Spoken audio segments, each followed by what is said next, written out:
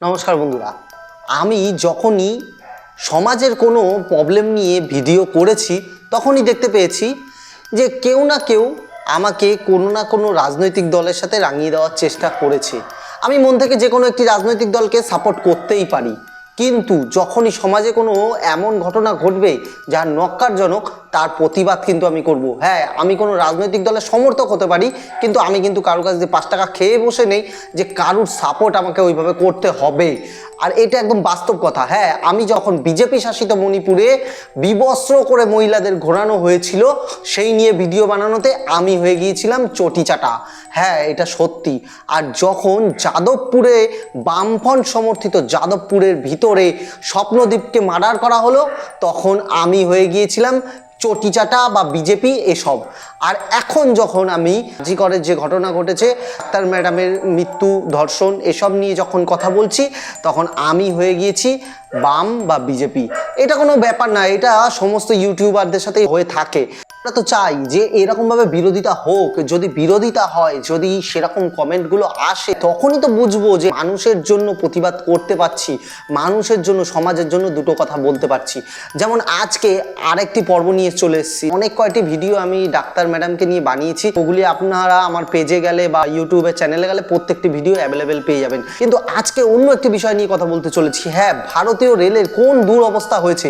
আজকাল রোজ রোজ কোনো না কোনো দিন দেখা যাচ্ছে রেল অ্যাক্সিডেন্ট। হ্যাঁ, উত্তরপ্রদেশে একটি রেল অ্যাক্সিডেন্ট হয়েছে, যেটি মৃত্যুর খবর না পাওয়া গেলেও এটি খুবই দুর্ভাগ্যজনক। আজকে নতুন করে খবর পাওয়া গিয়েছে সবরমতী এক্সপ্রেস উত্তরপ্রদেশের কানপুরে ডিরেল হয়ে গিয়েছে। তবে একটি ভালো খবর যে এই ঘটনায় কারোর কোনো রকম মৃত্যুর খবর নেই, মোটামুটি সবাই সেফ আছে। আর এই কারণে বলছি যে রেলের কি দুরবস্থা হলো। যেই রেল একসময় আমরা গর্বের সাথে বলতে পারতাম যে এই রেলে চড়া কিন্তু গর্বের বিষয় ছিল, আর এখন বর্তমানে দাঁড়িয়ে গত 2 মাসের মধ্যে অন্তত 5টা অ্যাক্সিডেন্ট আপনাকে দেখিয়ে দেবো, যাতে কাঞ্চনকন্যা এক্সপ্রেসের যে দুর্ঘটনাটি, সেটি সবচেয়ে বড় এই 2 মাসের মধ্যে একটি দুর্ঘটনা। আর এর আগে কিন্তু গত বছরই ওডিশায় প্রায় 300 লোকের মৃত্যু হয়েছে, প্রায় 400 লোক সিরিয়াস ইনজুরি নিয়ে হসপিটালে ভর্তি ছিল। আর এই যে বিশাল দুর্ঘটনার পরেও কিন্তু রেলের কোনো রকম টনক নড়েছে বলে কিন্তু একেবারেই মনে হয় না। আজকে সত্যি চারিদিকে একটি প্রতিবাদ চলছে, অতএব এই রেল নিয়ে কথা বলার মতো কেউ নেই। কিন্তু আমি যখন দেখলাম এরকম একটি ঘটনা ঘটছে, কি আমি কিন্তু চুপ করে থাকতে পারছি না, কারণ একের পর এক ঘটনা, একের পর এক ঘটনা, আর একের পর এক রেল অ্যাক্সিডেন্ট হয়েই চলেছে। মানুষের জীবনকে এতটাই সস্তা হয়ে গিয়েছে। আমি প্রশ্ন করতে চাই আমাদের প্রধানমন্ত্রী নরেন্দ্র মোদীর কাছে, আমি প্রশ্ন করতে চাই আমাদের রেল মন্ত্রীর কাছে, অশ্বিনী বৈষ্ণবের কাছে আমি প্রশ্ন করতে চাই যে কেন এরকম হচ্ছে। যদি কোনো রকম কনস্পিরেসি থেকে থাকে তাহলে আপনারা তদন্ত করুন, সেগুলোকে বার করুন। কেন একের পর এক ঘটনা ঘটে চলেছে আর আপনারা রেল হাত গুটিয়ে বসে রয়েছেন? মানুষকে কি কিছু কম্পেনসেশন, টাকা পয়সা দিয়ে দিলেই সব কিছু মিটে যাবে?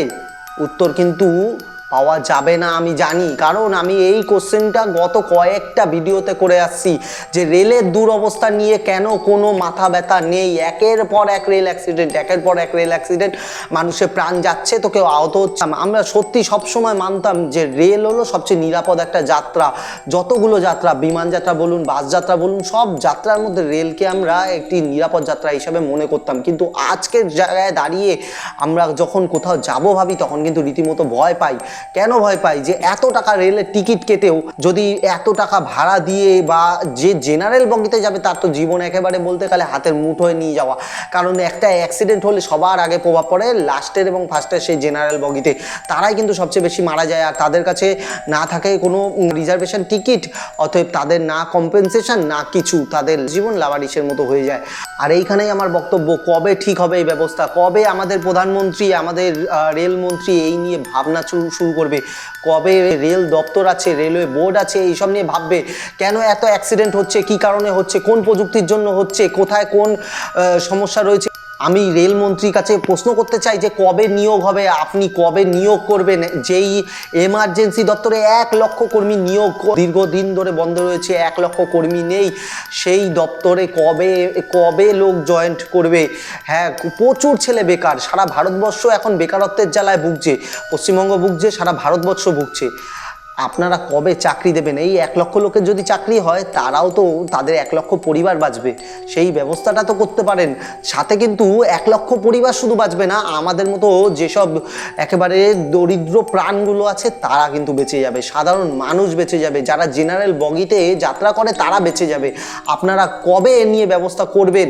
কেন বারবার ট্রেন অ্যাক্সিডেন্ট হচ্ছে, এর জবাব কিন্তু আপনাদের দেওয়া উচিত, কিন্তু জানি কোনো উত্তর আসবে না, শুধুমাত্র টিভির পর্দায় আসবেন।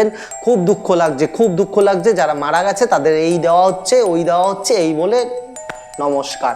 কিন্তু এই নমস্কারের পরেও যে কিছু হয়, রেলের সেফটি বলতে কিছু হয়, সেফটি ডিপার্টমেন্টের লোক জয়েন করাতে হয়, এই সব জিনিস কিন্তু আপনাদের কোনো মাথায় আছে কি না?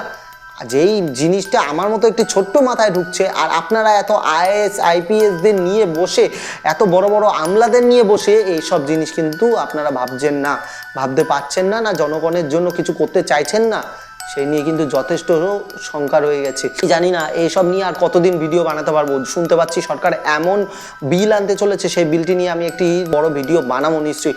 সেই বিলের আসার পর এইসব নিয়ে আর প্রশ্ন করার কোনো জায়গা থাকবে কি না, তখন কিন্তু একটি প্রশ্নের বিষয়।